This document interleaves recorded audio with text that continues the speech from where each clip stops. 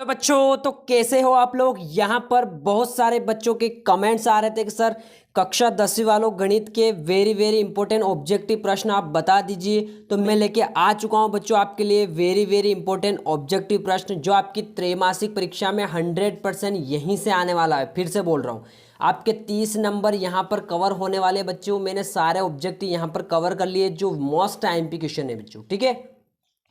तो आइए शुरू करते हैं बच्चों। पहला क्वेश्चन देख लीजिए बच्चों, यहाँ पर 96 और 404 का एचसीएफ होगा तो इसका होगा बच्चों 4, ठीक है। पहले का हो गया आपका। दूसरा क्या है क्वेश्चन, किसी पूर्णांक m के लिए प्रत्येक सम पूर्णांक का रूप क्या होगा बच्चों 2m, ठीक है। ऐसे याद रखना आपको, सम पूर्णांक के लिए 2m, ठीक है। और यही विषम पूर्णांक के लिए अगर पूछ ले, देखो किसी पूर्णांक q के लिए प्रत्येक विषम पूर्णांक का रूप क्या होगा बच्चों 2q + 1 का होगा, ठीक है। नेक्स्ट, प्रत्येक प्राकृत संख्या पूर्ण संख्या होती है तो बिल्कुल ये सत्य, क्योंकि सत्य असत्य में भी क्वेश्चन आते हैं बच्चों। मैंने सारे एक टाइप से क्वेश्चन ऐड कर रखे हैं बहुविकल्प की तरफ से, ठीक है। क्योंकि ये सत्य असत्य में भी आते हैं तो आपको ये पता होना चाहिए, तो ये हो जाएगा आपका सत्य, ठीक है। नेक्स्ट क्वेश्चन नंबर 5, प्रत्येक पूर्णांक प्राकृत संख्या होती है, ये हो जाएगा आपका असत्य, ठीक है। नेक्स्ट हो जाएगा, यदि a बराबर बी क्यू तो a और b में क्या संबंध है बच्चों, तो b क्या है, a का एक गुणनखंड है, ठीक है। नेक्स्ट, √2 एक परिमेय संख्या है तो ये हो जाएगा आपका असत्य, ठीक है। ये आपकी अपरिमेय संख्या होती है, ठीक है।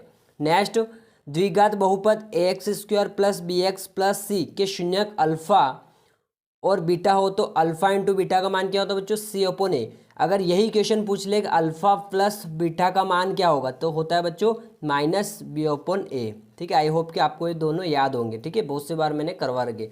नेक्स्ट, बहुपद x² - 3 के शून्य क्या होंगे, ±√3, ये वाला याद रख लेना, ठीक है।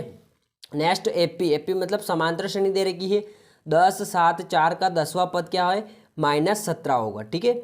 नेक्स्ट, समीकरण 3x² - 2x + 1/3 = 0 का वियुक्त क्या है बच्चों 0 होगा, ठीक है। नेक्स्ट देख लेते हैं क्वेश्चन नंबर यहाँ पर 12,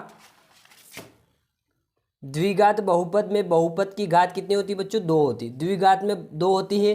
अगर पूछ ले कि त्रिघात में कितनी होती है तो बच्चों आपकी 3 घात होती है, ठीक है। और क्वेश्चन है आपका रैखिक बहुपद की घात होती है तो वो 1 होती है आपकी, ठीक है। ये तीनों आपको अच्छे से याद होने चाहिए, इनमें कंफ्यूजन नहीं होना चाहिए, ठीक है।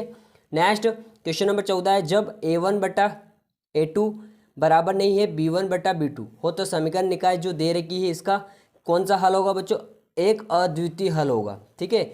इस वाले को याद रखना है और इस वाले को याद रखना है, इस वाले का होता है अद्वितीय हल, ठीक है। क्वेश्चन नंबर 15 में आपके पास ये वाला दे रखा है, यानी कि a1/a2 बराबर b1/b2 बराबर c1/c2 का निकाय का हल क्या होगा बच्चों, के अनंत हल होंगे, के अनंत अनेक हल होंगे, ठीक है। इसको और इसको याद रखना आपको, ठीक है।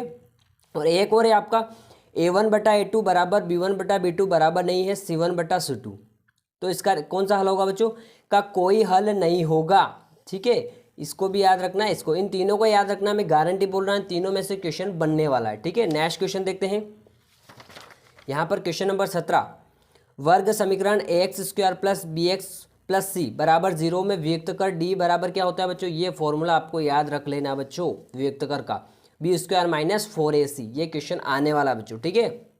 क्वेश्चन नंबर 18, एपी दे रखी 12, 7, 2, -3 का सार्वंतर।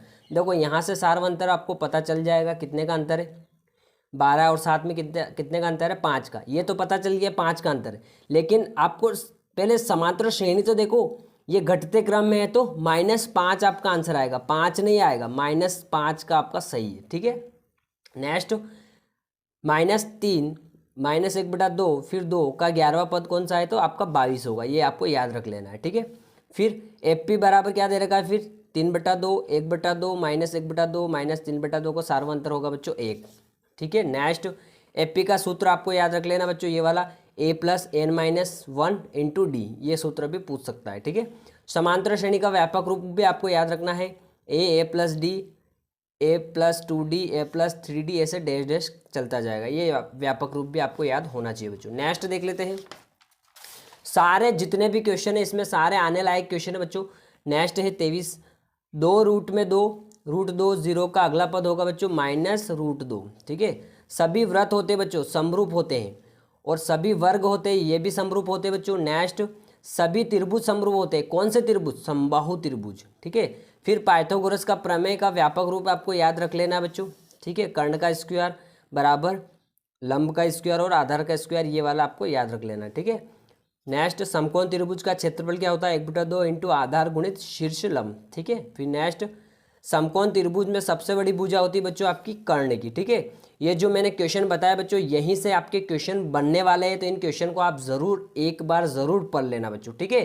तो मिलते हैं नेक्स्ट वीडियो में कुछ इंपॉर्टेंट टॉपिक के साथ। अभी के लिए इतना ही। थैंक यू बच्चों।